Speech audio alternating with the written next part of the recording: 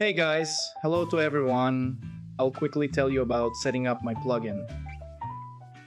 So, the plugin is called Render Notifier. It allows you to get notifications about an upcoming render directly in Telegram bot. You can download it via the link in the description. To install my plugin, go to Blender settings, then click Install from disk, select the downloaded add-on file, and click Install from disk.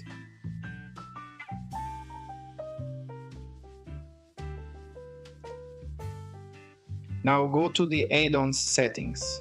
To link the add-on to the Telegram bot, you need to click the link to Telegram button.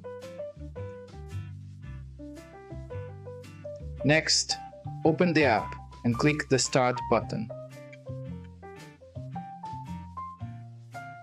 We get a notification about the successful registration of the add-on, and by going to the settings, the chat ID is automatically loaded.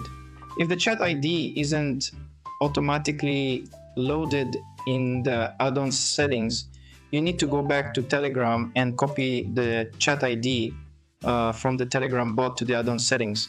Then we can choose whether to send statistics with the name and render time to Telegram, and whether to show system notifications. With this, the add-on setup is complete. To test it, you can start a render, after which we get a system notification and a notification about the completed render.